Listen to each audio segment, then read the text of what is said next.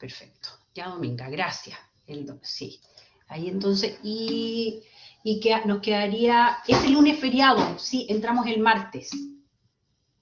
El martes 16, entonces, ya, sí. Yo sé que es un lunes feriado y el martes, entonces, y de ahí nos quedarían como 2 o 3 semanas nomás y terminaríamos virus, las pruebas. Acuérdense que después de la última prueba, al otro día están las recuperaciones, los recuperativos, ¿ya?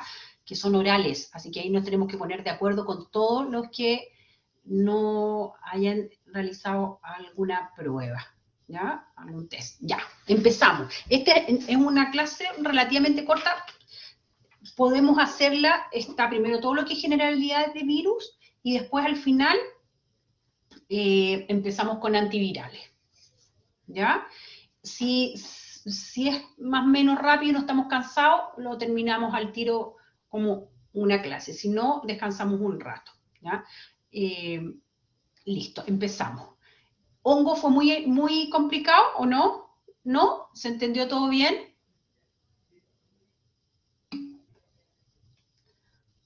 Un poco complicado. Ya, vamos a ver cómo les fue en las pruebas, ¿ya? Listo, generales de virus. La idea de virus es hacerlo, mire, que sea como algo, en general, esa es la idea, que sea algo general, ¿ya? No, los virus, hay algunas cosas como, por ejemplo, nomenclatura y ese tipo de cosas que no nos vamos a introducir mucho porque es compleja y no quiero que se queden como con los virus más importantes, ¿ya? Si no, puede ser una ensalada de cosas al final de microbiología porque son hartos agentes, ¿ya? Así que vamos a tratar de hacerlo lo más general posible, ¿ya? El virus, esto ya lo hemos conversado antes, es básicamente una cantidad de material genético dentro de una cubierta de proteína, ¿ya? Es algo muy simple, ¿ya? Pero esa misma simpleza lo hace complejo y lo hace peligroso. No posee la capacidad de reproducirse por sí mismo, por eso son intracelulares, porque necesitan entrar a una célula, ocupar su maquinaria y reproducirse, no lo pueden hacer por sí mismos. A diferencia, ¿verdad?, de los virus, a diferencia de las bacterias y también de los hongos. Y como una cosa básica, que ya lo hemos visto antes, no se observan en el microscopio óptico, que también tiene alguna complejidad para el diagnóstico. O sea, solo microscopio electrónico que no hay en los laboratorios clínicos asistenciales, ¿ya? Porque son muy pequeños. Entonces, ¿cómo están constituidos? Ya dijimos, material genético, el cual pueden ser DNA o ARN, ¿ya? O RNA. No es como las bacterias, ¿verdad?, que tienen DNA y RNA, no, tienen una u otra. Hay virus, por eso que dentro de la clasificación, una de las clasificaciones es virus ADN o ARN. Si es ADN, se puede replicar, ¿verdad? Se replica el ADN y de esa forma se replican los virus, digamos. Si es ARN, tiene que haber una transcripción reversa a DNA y ahí empieza la replicación, ¿no? Pero en general, ¿verdad?, hay de los dos tipos. Este material genético, que es una hebra de ADN o ARN, está dentro de una cápside.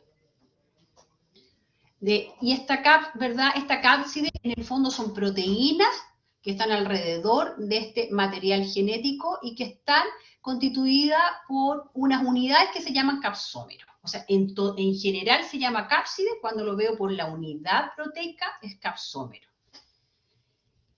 La cápside en general vamos a ver que tiende a adoptar una forma esférica, pero también hay formas alargadas, ¿no? Y por eso es que alargadas que son helicoidales, y dependiendo de la forma de la cápside es cuando uno llama y van a ver los virus que uno dice tiene simetría icosaédrica, o sea, de 20 caras, como redonda o helicoidal, ¿no? Porque es largo, lo vamos a ver ahí. Es principalmente la forma de su cápside.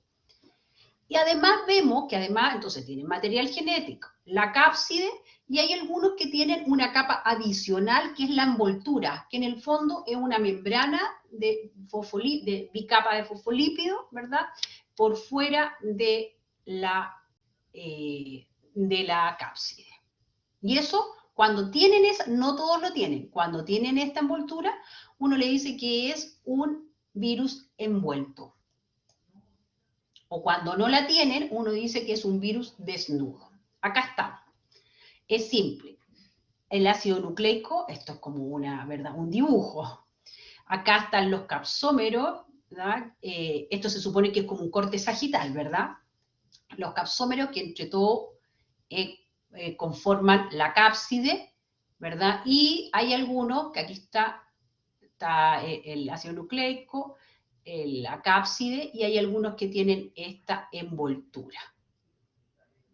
En realidad esta envoltura está compuesta por parte lipídica y parte proteína, ¿ya? Y entre medio a veces hay glicoproteína, entonces son lipoproteínas y entre medio glicoproteínas, ¿ya? Es una mezcla entre lípidos y proteínas. Y también glicoproteína. ¿Estamos? ¿Cuáles son las funciones de la cápside? Aquí tenemos varios virus, por ejemplo, esto no es envuelto, este no es envuelto, el del medio, este tampoco, en general no son, estos tres no son envueltos, y la forma la toma, ¿verdad? Aquí hay uno que es icosaédrico, ¿ya? Que ahí lo vamos a ver, que su cápside es icosaédrico, y aquí hay un virus helicoidal, ¿no? O sea, aquí está el material genético, y la cápside, ¿verdad? Lo va sobre, ¿verdad? Lo va envolviendo y es helicoidal, ¿ya? Ya. ¿Cuál es la función de la cápside? La función de la cápside es proteger lo que está dentro, que es el material genético. ¿Y de qué? De las enzimas tisulares generalmente, porque en el fondo hay enzimas, ¿verdad? Cuando se genera la infección, el ser humano o si va a infectar al animal, ¿verdad? El huésped se protege, libera enzimas, etcétera, para destruir el virus. Por lo tanto, esta es una forma de proteger lo más importante que tiene el virus, que es el material genético. También es importante que en los virus desnudos, que no tienen envoltura externa de lipoproteínas o glicoproteínas, presentan estructuras que permiten la unión a la célula huésped. O sea, son ¿verdad? Permiten unirse al receptor de membrana de la célula huésped o la célula que va a infectar, ¿ya? Generalmente son proteicas, ¿no? O sea, son proteínas que se van a unir específicamente a alguna célula del receptor o del huésped. Por ejemplo, en este caso, vamos a ver, por ejemplo, el coronavirus. Tiene, ¿verdad?, una proteína que se une directamente a un receptor, que es el ACE, de la célula del tracto, todo lo que es el tracto respiratorio, también hay a nivel pulmonar, y se piensa que hay receptores también a nivel intestinal. Importante esto, que generalmente también actúan como antígenos, estimulan la respuesta inmune, entonces a veces uno incluso, ¿verdad?, puede detectar estos anticuerpos contra este antígeno y decir, bueno, está infectado. Es una forma de hacerlo, porque estimulan la respuesta inmune y la generación de anticuerpos. Entonces, vemos la estructura, vamos ahora a hacer con un poquito más de detalle. ¿Cómo entonces es la estructura del virus? Uno siempre dice, bueno, hay virus helicoidales, hay virus icosaédricos, o hay virus mixtos o complejos.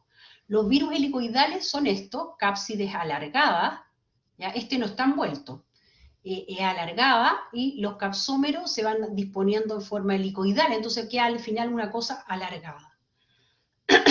Esa es la estructura. Después están aquí, mira, aquí tenemos un virus icosaédrico, ¿verdad?, que tiene 20 caras. Acá se ve también en un dibujo, y cada uno de estos pequeñitos es un capsómero, y entre todos está la cápside, y tiene 20 caras, ¿ya? Generalmente estos capsómeros son triángulos, ¿ah? Son triangulares. Y finalmente los complejos o mixtos, que generalmente tiene una parte icosaédrica. Aquí generalmente es este es un virus bacteriófago, es un virus de bacteria.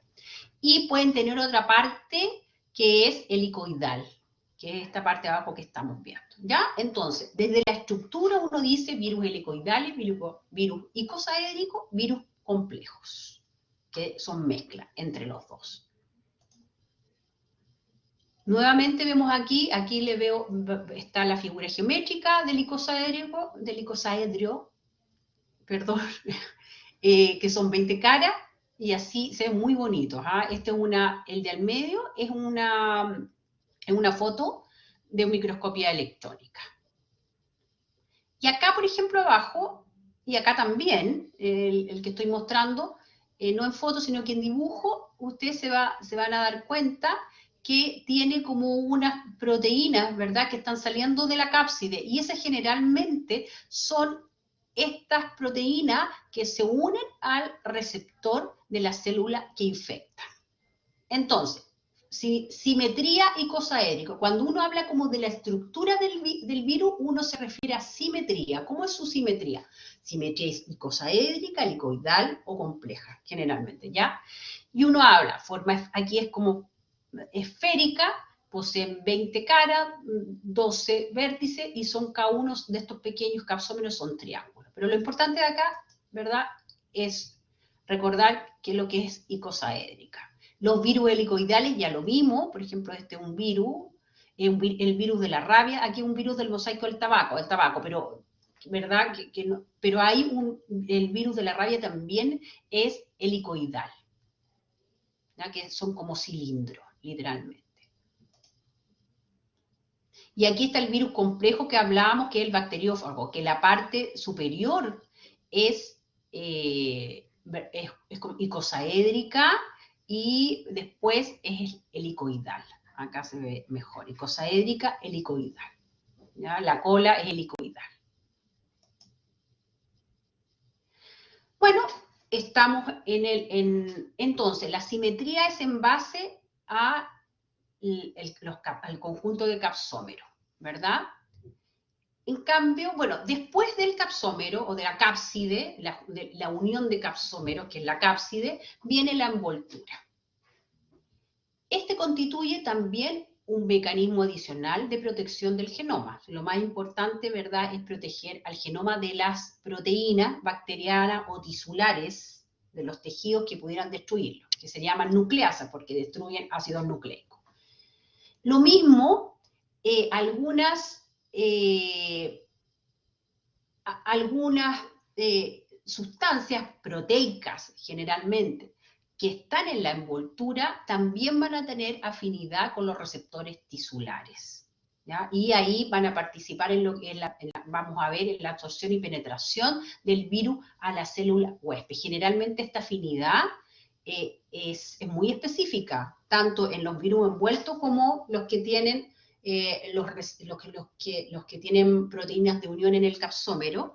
Esta unidad es bastante selectiva con el huésped, y por eso es que está, igual que las bacterias, el tropismo por determinados tejidos. O sea, no cualquier virus se va a unir a cualquier tejido. Hay virus que se van a unir al sistema respiratorio. Si yo me lo trago, no va a pasar nada, porque no se va a unir a mi sistema intestinal, porque no la afinidad es selectiva. Por ejemplo, el SARS-CoV-2, ¿verdad?, que produce COVID, se une, está claro que se une a toda la mucosa respiratoria, y al principio uno dice, no sé, había dudas si se unía al tracto gastrointestinal. Sí, al parecer sí, efectivamente también se une al tracto gastrointestinal, pero la patología principalmente es respiratoria. Pero no, por más que yo en las manos, ¿verdad?, o en el cuerpo externo, en la piel, no se va a unir, o sea, hay partes de que no se van a unir, ¿ya? Y lo mismo, también posee capacidad antigénica. Hay sobre todo algunas proteínas que están en esta envoltura. Acuérdense que son lipo y glicoproteínas, sobre todo la parte proteica también tiene capacidad antigénica y produce respuesta inmune, igual que algunas proteínas de los capsómeros. Acá tenemos un virus envuelto, como el VIH, es un virus envuelto, y que tiene, ¿verdad? Acá vemos su envoltura. Están los, ¿verdad?, capsómeros, que los van a ver después, que es un poco más complejo. Y después acá tenemos la envoltura, y probablemente aquí tenemos acá dice A, aquí no hay un error, aquí cuando, no, sí está bien, envoltura membranosa, ¿verdad? Es la A, ¿ya? Y aquí vemos que la B es la cápside. Todo esto es la cápside. ¿Ya?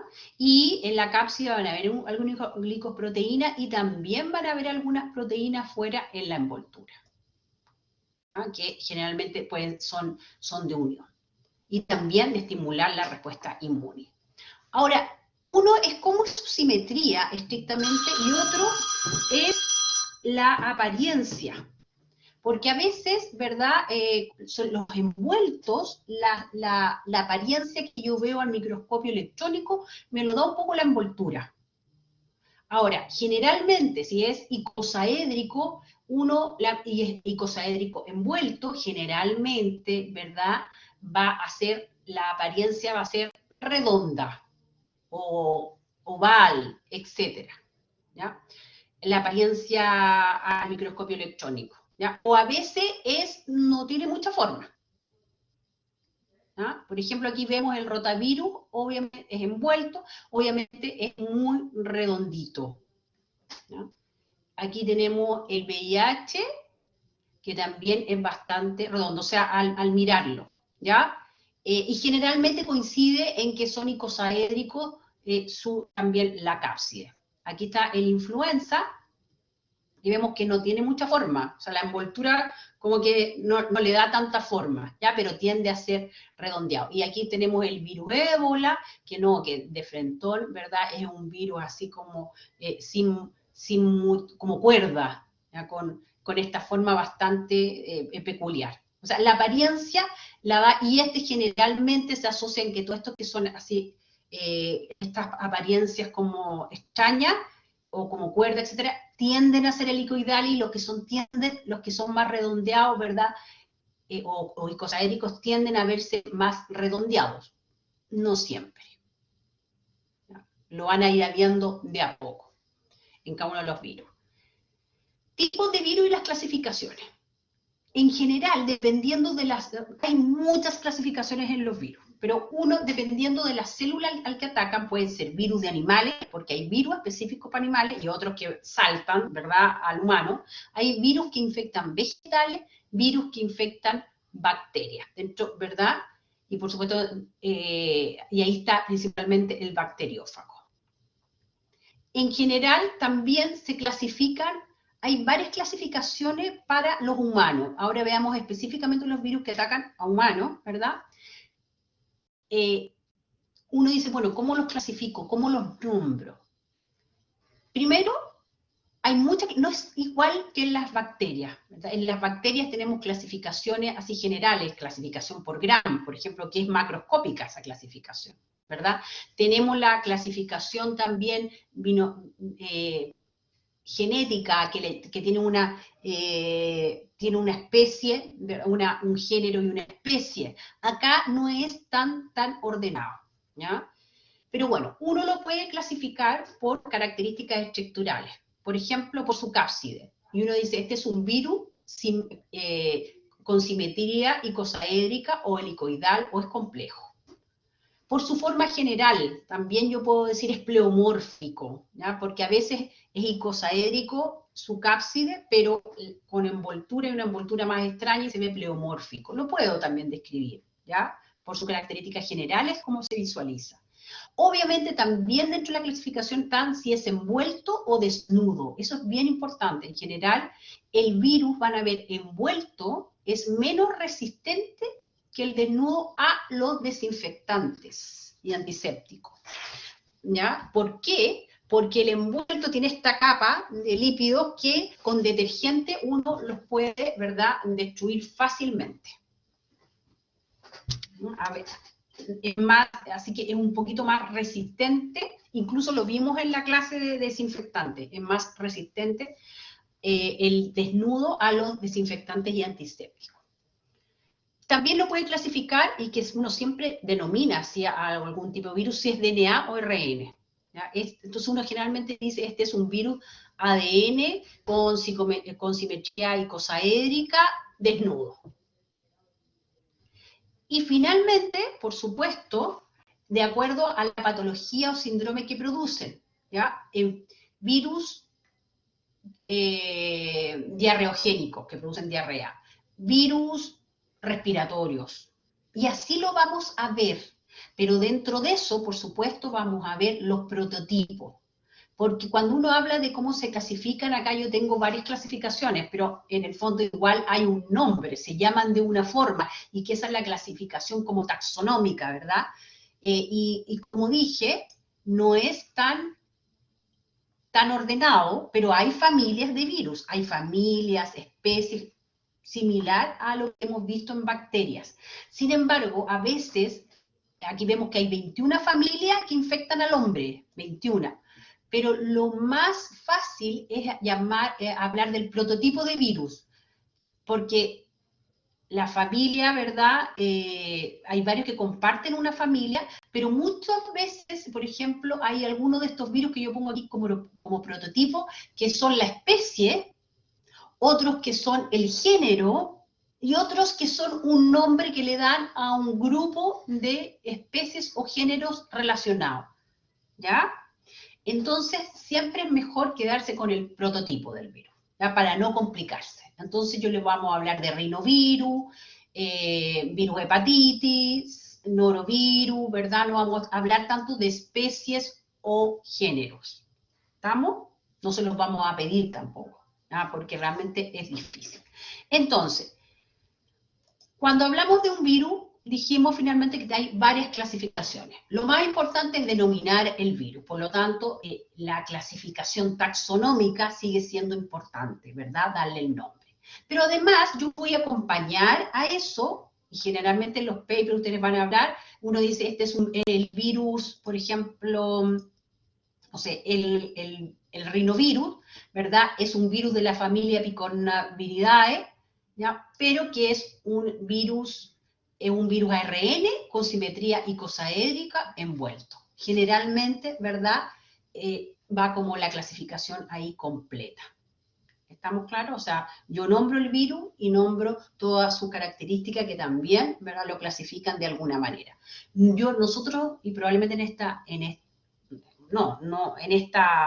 estas clases, digamos, el objetivo no es que se sepan el detalle ni de la familia, ni que es psicosaédrico, ¿ya? Pero sí, el prototipo del virus sí hay que conocerlo, o sea, que es el rinovirus, ¿verdad? ¿Qué patología produce? Eso es lo más importante, por eso es importante esta y la diapo que viene, porque en el fondo un poco engloba más o menos los virus que hay y la patología que producen, ¿no? Los tengo acá, no los vamos a ver uno por uno, pero es un resumen más o menos de lo que vamos a ver. Y ustedes se pueden dar cuenta que nosotros vamos a hablar en esta clase, o sea, en este módulo de virus, principalmente los dividí por patología que producen. Y en algunos casos no, en algunos casos por familia. Por ejemplo, vamos a hablar de los virus respiratorios, ¿ya? Y si ustedes se dan cuenta aquí, por ejemplo, el rinovirus, que es de una familia, Picornaviridae, produce una infección respiratoria, ¿ya? Pero también está el parainfluenza, que es un paramyxovirus.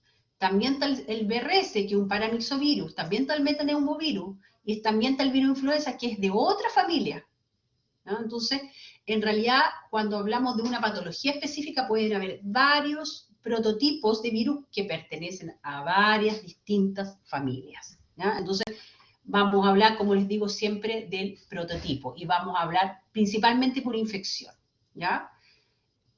Dijimos virus respiratorio, virus que producen diarrea, y hay algunas clasificaciones como, vamos a ver virus que son zoonóticos, los más importantes, ¿verdad? Retrovirus, que ahí ya no producen patología, pero son virus muy relacionados, que es el retrovirus, el VIH y el HTLV1. Vamos a tratar de hacer esa diferenciación para que puedan relacionarlo una vez que estén en la clínica. ¿Estamos? Acá tenemos, en general, cuáles son las patologías principales que producen infección respiratoria, meningitis virales, vamos a ver, hepatitis también, vamos a verlo aparte, hay varios que son productores de hepatitis, rubiola, sarampión, que son enfermedades exantemáticas, que también las vamos a ver como enfermedades de piel y mucosa, ¿ya? Antirrabia, que son zoonóticos principalmente, ¿ya? Ébola, que también es de origen zoonótico.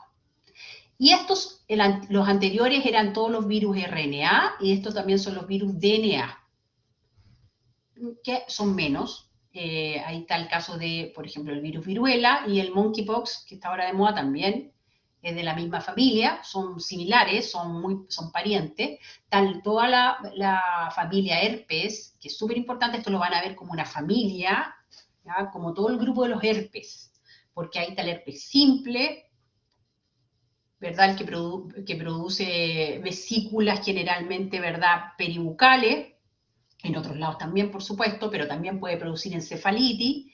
Van a ver el virus varicela zoster que produce la varicela, pero también cuando uno tiene varicela con el tiempo después se reactiva y uno puede tener herpes zoster.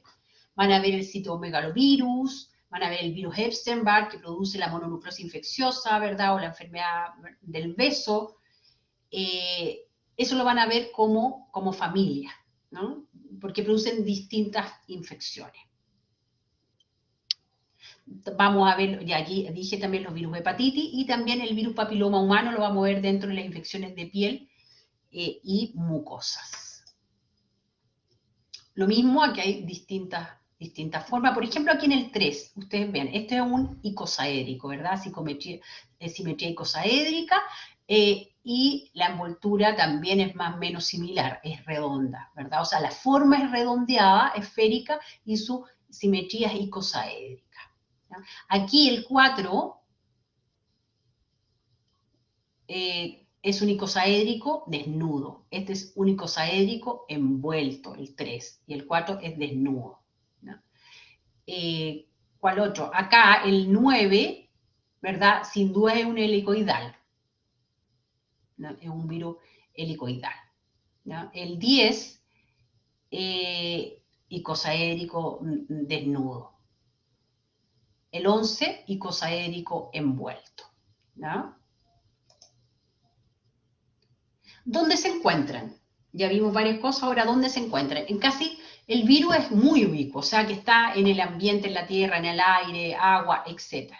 Donde haya una célula, en realidad puede haber un virus que lo puede infectar.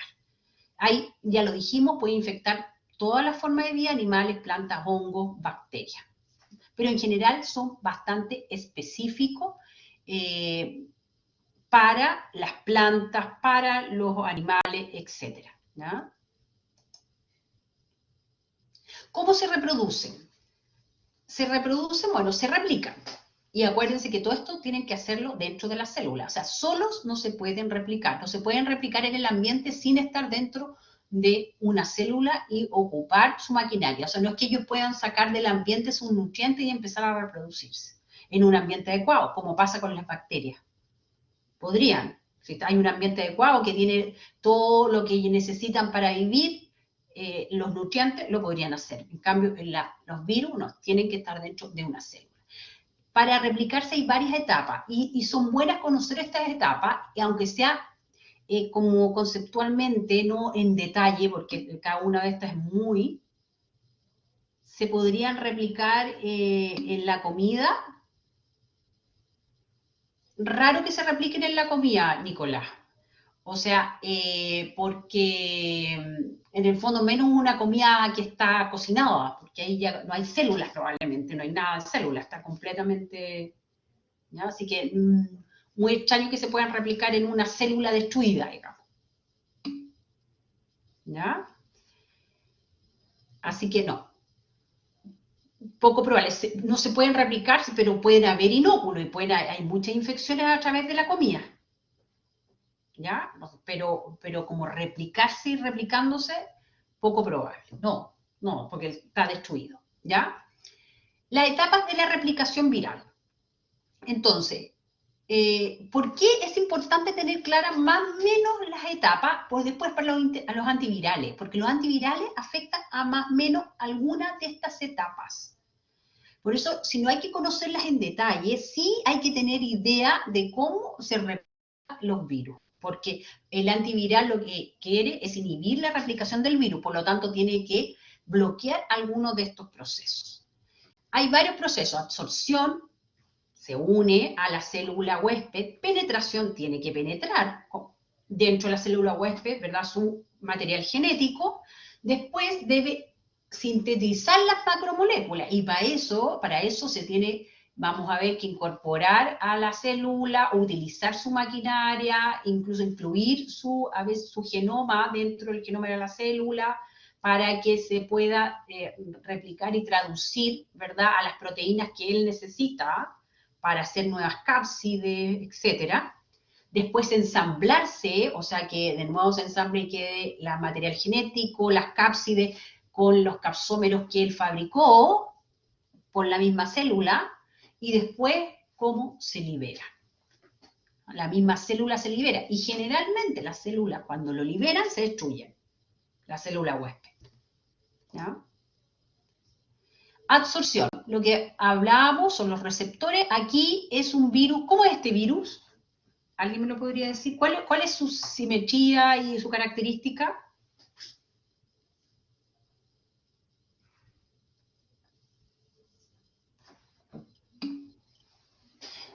Perfecto, ¿verdad? Este único saérico envuelto. Entonces, y aquí se dan cuenta que aquí está el receptor de la célula, y aquí está la proteína, generalmente, del virus que se va a unir específicamente a este receptor de la célula huésped. Así es una unión.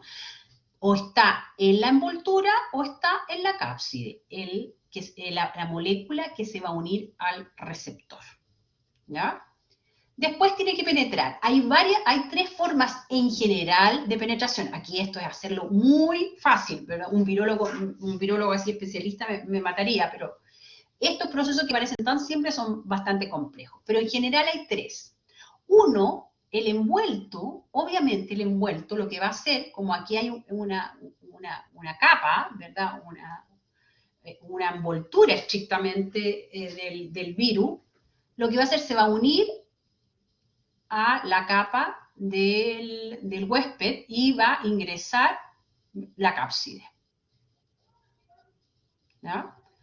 Lo puede hacer así, directamente, o de frentón lo envuelve, lo endosita, ¿ya?, y lo envuelve y lo penetra.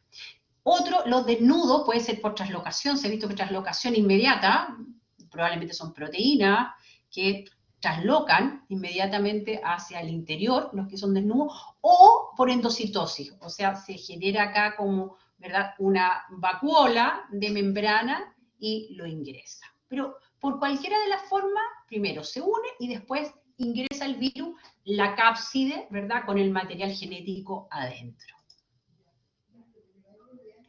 Una vez, acá tenemos también un dibujo, penetra, ¿verdad?, penetra el virus, libera probablemente la cápside, también se abre, se libera, y liberan el material genético, que al final es lo más importante. Si el virus es RNA, probablemente va a tener que haber una transcripción reversa a DNA, y si es DNA, el mismo DNA, ¿verdad?, aquí lo vemos, se integra al material genético de la célula huésped y contiene genes que van a codificar para su propia conveniencia. Van a codificar probablemente para proteínas de la cápside, etc.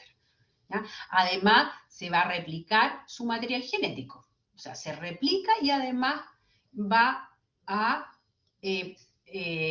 sintetizar proteínas, ¿ya? Se va a transcribir proteínas, ¿verdad? Se van a través de todo gracias a la célula huésped. Después estas proteínas, una vez que estén transcritas, ¿verdad?, empieza a ensamblarse los virus, ¿no? Y después, por supuesto, la liberación. Aquí hay una etapa de maduración, ¿ah? Que aquí no lo vemos, que es importante para un antiviral, sobre todo para influenza, que quedan unidas. Aquí queda unido a la célula. Después lo vamos a ver. Y ahí después hay unas enzimas que cortan y liberan el virus, ¿ya? Eso en pocas palabras. ¿Ah? Ahora, en general, los virus pueden actuar de dos formas una vez que ingresaron a la célula huésped. Se reproducen en el interior, como vimos ahora, utilizan todo su material genético, la maquinaria, hacen más virus, cápsides, etc. ¿Ya? Y destruyen la célula. Pero otros se unen al material genético de la célula en la que se aloja, pero no producen tantos virus, sino que producen más bien, se quedan tranquilos un tiempo y producen cambios en la misma célula sin destruirla. Y ahí es cuando hay algunos virus que se asocian a cáncer. No destruyen la célula, pero alteran su composición. ¿No? Por lo tanto, una vez que infectan, en realidad ellos pueden desarrollar dos tipos de comportamiento. Como agentes infecciosos, reproduciéndose al interior como agudos, produciendo una lisis de la célula huésped, ¿verdad? O sea, van a reproducirse en su interior, ocupan todo el material genético, la maquinaria, y para hacer más virus, y destruyen la célula, porque una vez que empiezan a salir los viriones, destruyen la célula. Pero otros van a entrar y a su material genético lo van a introducir a la célula huésped, pero se van a quedar tranquilos. Y promueven, sí, la variabilidad de esas células. Entonces, teniendo en cuenta esto que dijimos, hay tres modelos de infecciones de virus. Y esto es importante que lo tengan en cuenta y es pregunta generalmente incluida en la prueba. ¿Ya? Se los digo porque a veces como que la primera clase de un módulo como que queda ahí como en el olvido. Generalmente esto va, porque es bien importante. Hay tres modelos de infecciones en los virus: aguda, persistente y transformante. La infección aguda es la que más nosotros conocemos, que es una infección limitada en el tiempo. Yo me resfrié, influenza, BRS, ¿verdad? Tuve una infección aguda, el virus después es eliminado, o el paciente fallece, uno o dos, o el virus, el paciente, pero generalmente, menos mal, el virus es eliminado del organismo. Generalmente la evolución es corta, días o como dijimos aquí, semanas, pero es una evolución aguda, ¿ya? Incluso puede ser sintomática o subclínica. Esto es lo típico: virus respiratorio, cuando yo tengo una hepatitis A, el ANTA, etc. La mayoría de los virus en realidad es una infección aguda clínica o subclínica, ¿ya? Y listo, pasó. Genero mi inmunidad, algunos mejor que otros, pero listo. Pero hay otros que son persistentes. O sea, después de la infección viral, el virus mantiene su genoma en el huésped, en la célula huésped, por un tiempo muy prolongado. Esta es la persistente. Puede ser meses, años, incluso toda la vida. Puede tener en el futuro manifestaciones clínicas, como puede no tenerlo, ¿ya?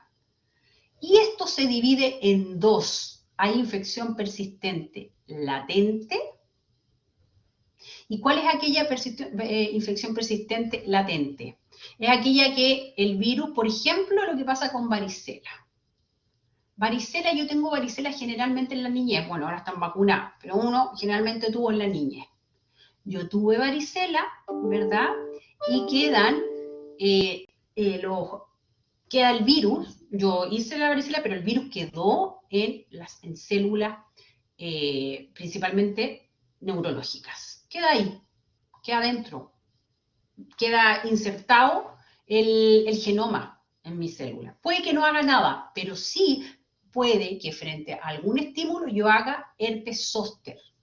¿Y eso es por qué? Porque yo tuve una infección por virus varicela zóster y quedó insertado en su genoma en mis células nerviosas. ¿Estamos? Y frente a alguna, lo van a ver después, y frente a algunos estresores se reactiva la infección.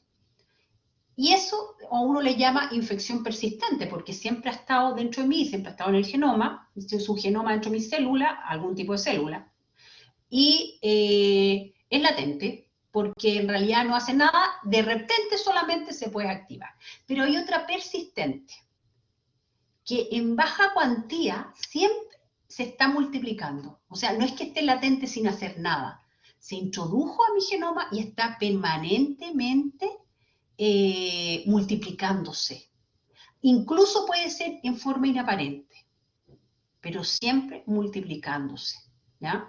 Y este es el caso de la hepatitis crónica, por ejemplo, la VOC cuando se hace en crónica es una infección persistente crónica. Y el VIH, que el VIH uno antes pensaba que tenía etapas que era como latente, que estaba dentro como el virus varicela, que estaba dentro, pero de repente eso me activaba y yo hacía un SIDA, ponte tú, o verdad, empezaba a reactivarse y tenía enfermedad. No, ahora se ha visto que puede ser en muy baja cuantía, pero siempre está continuamente multiplicándose. Por lo tanto, es una infección persistente crónica. Finalmente, tenemos infección aguda, infección persistente, latente o crónica e infección transformante. Acá el virus permanece en el hospedero y internamente incluso puede producir pequeñas cantidades de partículas virales. Puede o no producirlas. Pero lo más importante es que el genoma se integró a la célula y empezó a transformar la célula, o sea, alteró su propio código genético, el de la célula. Lo alteró. Y eso lleva a cáncer, ¿verdad? Porque se empieza a alterar el código genético de la célula del huésped. Y es por esto que algunos virus se han relacionado a algunos cánceres y el más que ustedes tienen que saber de verdad sí o sí es el papilomavirus. Algunos tipos de papilomavirus que van a ver ahí, ¿verdad? Más adelante, se relacionan, por ejemplo, a cáncer cervicuterino. O sea, es más, el cáncer cervicuterino siempre está, cuando yo tengo no todos los papilomas papiloma genital van a ir a cáncer cervicuterino, por supuesto que no, pero todos los cánceres cervicuterinos en algún momento tuvieron una infección por papiloma, por algunos tipos de papiloma de alto riesgo, y transformó su célula y hicieron cáncer. ¿Estamos claros? Hicieron cáncer de cuello uterino. Por eso es que es tan importante ponerse, ¿verdad? O sea, ahora va a ser tan importante la vacuna de VPH, de virus papiloma, porque, ¿verdad?, para disminuir este cáncer. Yo creo que en un futuro próximo lo tendremos bastante controlado porque hay una vacunación actualmente masiva. Diagnóstico virológico. Terminamos con la primera parte, vamos ahora a diagnóstico virológico y después terminamos con antivirales.